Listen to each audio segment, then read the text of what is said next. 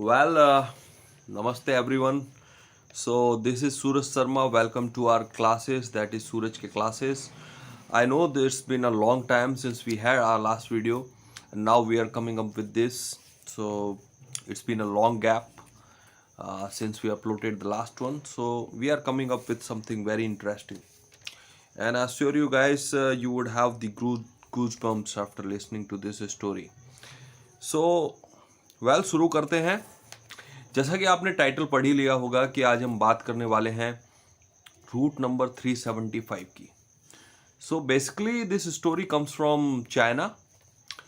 ये एक मतलब कि अलग कंट्री की है, not from our, but yes it is very mysterious and again very thrilling as well.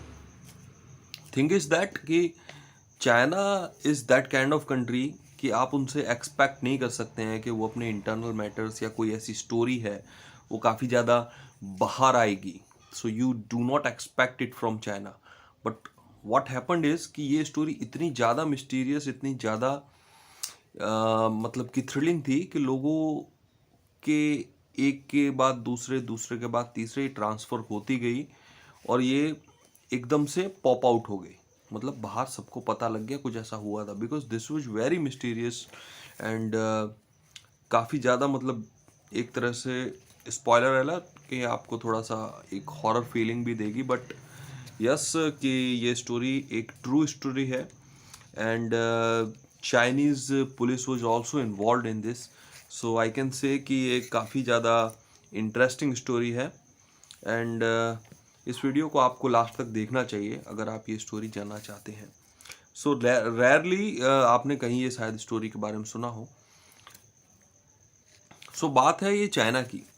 China में 1995 की बात है. सो दैट लाइक अभी से अगर हम काउंट करते हैं so it is like more than 27 years I can say. सो नवंबर 1995 की बात है. सो दैट टाइम क्या हुआ कि चाइना में एक बस है जो रूट नंबर 375 पर ट्रैवल करती है. So the basically the bus route is from युंग मियांग हुन टू फ्रैग्रेंट हिल. सो ये एक बस है जिसका एक पर्टिकुलर रूट है. इस बस का नंबर भी सेम है, दैट इज़ 375 ओनली. सो ये इस रूट पर पर्टिकुलर मतलब डेली का एक रूटीन ट्रैवल होता है इसका. सो अभी तक स्टोरी में कुछ भी ऐसा नहीं है जिसको आपको सोचकर ऐसा लगे कुछ, बट जस्ट कीप लिसनिंग. अब इसमें क्या होता है आगे, बस रोजिंदा अपने एक रूटीन जो अपना बस स्टॉप है युंग मियांग हूँ बस स्टेशन से बढ़ती है आगे. अभी बस में कोई भी नहीं है. सो ये बस एक लेट नाइट ट्रैवल करने वाली बस है, मतलब रात के जो लास्ट वाली बसेस होती है ना, कुछ उस तरह की बस है. तो ये लेट नाइट ट्रैवल हो रहा है, रात में बस निकल रही है और कुछ एक दो स्टॉप आने के बाद बस में कुछ पैसेंजर्स चढ़ते हैं. इन पैसेंजर्स में कौन कौन होता है, इसमें दो लोग होते हैं, मतलब एक कपल होता है. एक 19 साल का लड़का होता है, एक ओल्ड लेडी होती है. ठीक है. तो अभी बस में कितने लोग हैं, टोटल 6 लोग हैं. और जिस स्टॉप पे अभी रुक कर ये जो लोग इस पे चढ़े हैं, इस स्टॉप का नाम है 375 समर पैलेस. मतलब कि बस युंग मियांग से अब ये 375 समर पैलेस पे आती है. अब पूरी घटना को आप समझिए. अब ये बस में चढ़ने के बाद ये बस में कहाँ कहाँ बैठे हैं. तो जो लड़का था वो कंडक्टर के पीछे मतलब लेफ्ट साइड में बैठ जाता है, कंडक्टर की जस्ट पीछे वाली सीट में. उसके पीछे वो ओल्ड लेडी बैठती है. ठीक है. राइट साइड में जैसा कि आपको पता है 3 सीटर होता है, लेफ्ट में शायद 2 सीटर. तो राइट साइड में वो कपल बैठ जाते हैं, वो ड्राइवर के पीछे वाली सीट में, मतलब वो भी आगे ही बैठते हैं. ठीक है. और जो बस का गेट होता है वो आगे होता है, आगे से उसमें चढ़ सकते हैं. ठीक है. तो इस तरह से अब 4 लोग चढ़े हैं, एक लेडी कंडक्टर है and along with lady conductor एक ड्राइवर है. So there are total 6 number of people in the bus right now. अब आगे क्या होने वाला है, अब बस करीबन करीबन 3 से 4 स्टॉप क्रॉस करती है एंड अचानक से उसे रोड के किनारे 2 लोग खड़े हुए दिखाई देते हैं. जो बस को हाथ देकर रोक रहे हैं। अब बस वाले ड्राइवर के पास दो ही ऑप्शन थे, whether he can stop the bus और he can just let them go. पर जो कंडक्टर, लेडी कंडक्टर है, वो ये बोलती है कि ये लास्ट बस है इस रूट पे। सो अब ये जो दो लोग हैं, अगर इन्हें हम नहीं बैठाते हैं तो इनको कोई बस मिलेगी नहीं आगे।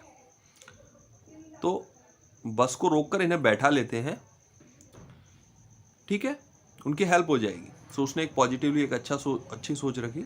लेकिन शायद ये उस लेडी की सबसे बड़ी गलती थी, उस लेडी कंडक्टर की बहुत बड़ी गलती थी। कैसे थी वो मैं आगे बताऊंगा। अब इस बस में दो लोग जो चढ़े हैं, अब जैसे ही वो दो लोग इंटर हुए हैं बस में, उन्हें देखकर सभी के होश उड़ गए, क्योंकि ये दो नहीं, ये तीन लोग थे। और इनका होलिया भी जो था ना, वो काफ़ी ज़्यादा डरावना था। जो दो लोग थे वो बिल्कुल वाइट फेस, जैसे कि शरीर में खून ही नहीं है, no blood in the body. उनके बीच में एक कोई था जिसे एक सहारा दे के लेके आ रहे थे, जो मतलब कि बिल्कुल भी होश में नहीं लग रहा था। इन लोगों ने कुछ बहुत ही पुराने समय की चीन की पोशाक टाइप पहना हुआ था और ये बिल्कुल भी कुछ कह नहीं रहे थे। सीधे ही बस में चढ़ते हैं और वो जो कपल वाली सीट है उसके पीछे जाके, थोड़ा सा बस के एंड में पीछे जाके बैठ जाते हैं, ठीक है। बस आगे चलती है। बस आगे चलती है, कुछ एक दो स्टॉप के बाद बस वो कपल जो होते हैं वो अपने स्टॉप पर रुक जाते हैं, उतर जाते हैं मतलब। अब आगे क्या होता है, अब बस में सिर्फ 7 लोग हैं। 3 तो जो चढ़े थे, एक ओल्ड लेडी, एक वो यंग लड़का और driver and conductor. Old lady अचानक से काफी जोरों से चिल्लाती है, काफी जोरों से चिल्लाती है और उस जो लड़का है जो उसके आगे वाली सीट पर बैठा था उस पर इल्जाम लगाती है। वो ये कहती है कि इस लड़के ने मेरा पर्स चुराया है। So this is also very surprising कि वो लड़का उसका पर्स क्यों चुराएगा। सेम चीज वो लड़का भी रिपीट करता है कि मैंने आपका पर्स नहीं, मैं तो आपके आगे बैठा हूं। पर्स जो है पीछे चोरी करेगा ना कोई, आगे से पीछे के वाले पैसेंजर का पर्स कैसे चोरी कर सकता है। ये बात सुन के वो कंडक्टर और ड्राइवर भी काफ़ी ज़्यादा सरप्राइज होते हैं कि ये ऐसा क्यों कर रही है, क्यों झगड़ा कर रही है, अपना सीन क्यों बना रही है। बट वो लेडी उससे कंटिन्यूसली आर्ग्यूमेंट करती है, दोनों में काफ़ी गर्मा गर्मी हो जाती है, हाथापाई तक बात आ जाती है। अब लेडी ये कहती है कि मैं इस पर पुलिस केस करूँगी, सो मुझे यहाँ उतार दो। अब सीधी बात है, कोई भी कंडक्टर ड्राइवर ज़्यादा मैथ्स में पढ़ना नहीं चाहेगा जब वो कोई बात समझने को रेडी नहीं है। तब वो सिंपली ये करते हैं कि उसे आगे ही थोड़ी दूर उतार देते हैं, ठीक है, बात खत्म हो जाती है। अब इतना होने के बाद जैसे ही वो लड़का उतरता है तो पहले सवाल लेडी को यही करता है कि आर यू मैड, तुम पागल हो, तुमने मेरे पर इतना बड़ा इल्जाम लगाया, देख लो मेरे पास कहाँ पर्स है और कौन से पुलिस स्टेशन या सुमसाम जगह पर तुम मुझे लेके जाने वाली हो। तो लेडी उससे ये कहती है कि बेटा मैंने तुम पर इल्जाम नहीं लगाया, तुम्हारी जान बचाई है। जो 3 लोग बस में चढ़े थे वो लोग इंसान नहीं थे, मैंने उन्हें घूमकर 2-3 बार देखा और उनके पैर गायब थे। ये सारी चीजें सुनकर लड़का काफी ज्यादा शॉक्ड हो जाता है, क्योंकि सीधी सी बात है, वो जिस तरह की बातें कर रही थी वो बिलीव करने लायक तो बिल्कुल भी नहीं थी। अब लड़का कहता है कि तुम्हें कोई वहम हुआ है, ऐसा कुछ नहीं होता है, ठीक है। लेडी बोलती है कि चलिए पुलिस स्टेशन चलते हैं, हमें पुलिस को सब बताना होगा। सेम चीज जो लड़के ने लेडी से कही, पुलिस भी उससे वही कहती है कि ऐसा कुछ नहीं होता, तुम्हारा एक वहम है। लेडी कहती है कि नहीं, ये मेरा वहम नहीं है और मैंने ऐसा देखा है, ठीक है। पुलिस वाले कोई ऐसी रिपोर्ट तो दर्ज नहीं करते हैं, बट वो उनके कॉन्टैक्ट डिटेल्स ले लेते हैं लेडी और लड़के के और वो उनको जाने देते हैं। अब दूसरे दिन कुछ ऐसा होता है कि पुलिस की आंखें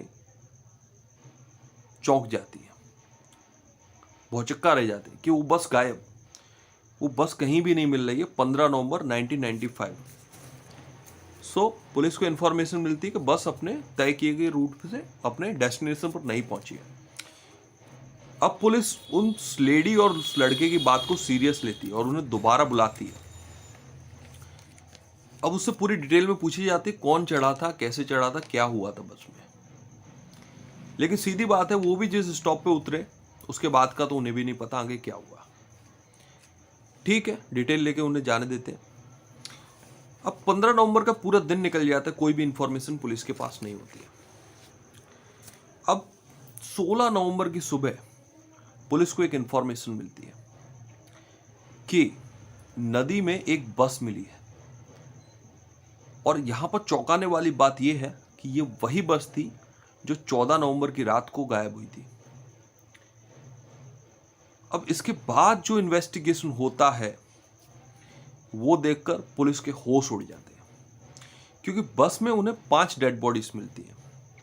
एक डेड बॉडी होती है कंडक्टर की, जो लेडी कंडक्टर थी, एक ड्राइवर की जो कि सही हालत में होती है, मतलब उन डेड बॉडीज को देख के लग रहा है कि इनकी डेथ अभी एक या 2 दिन में हुई है।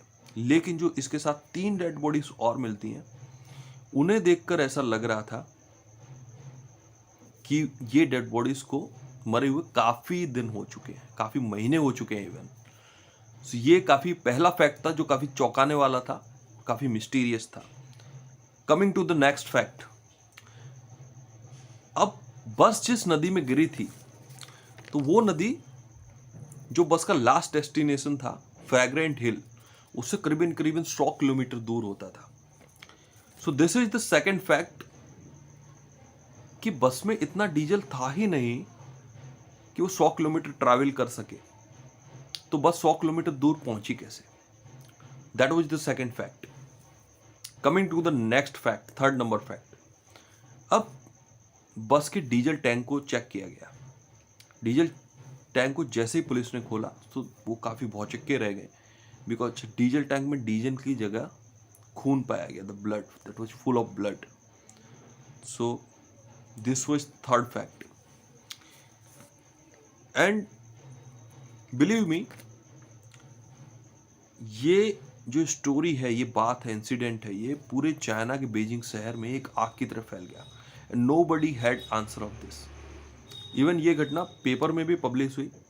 बट थिंग इज दैट कि चाइनीज, आप जानते हो, चाइना की गवर्नमेंट पहले से ही कोई भी अपना ऐसा इंसिडेंट बाहर नहीं आने देती, इसलिए ज़्यादा इसकी कोई ऐसी लीगल एविडेंस मैंने भी काफ़ी सर्च किए, लेकिन ऐसा कुछ लीगल पेपर का कुछ पार्ट या ऐसा कुछ नहीं मिल पाया, क्योंकि चाइनीज ये डिलीट कर दिया होगा, वैसे भी काफ़ी पुरानी बात है। बट आई बिलीव कि ये इंसिडेंट सही है और ऐसा कुछ हुआ है। वेल, आप लोगों को क्या लगता है इसमें क्या हो सकता है? वैसे this is very interesting and mysterious. आप लोगों की इस पे क्या राय है हमारे कमेंट बॉक्स में बताइए। मिलते हैं आपसे नेक्स्ट वीडियो में किसी इसी तरह की कहानी के साथ। तब तक के लिए अपना ध्यान रखिए। मिलता हूँ। जय हिंद, वंदे मातरम।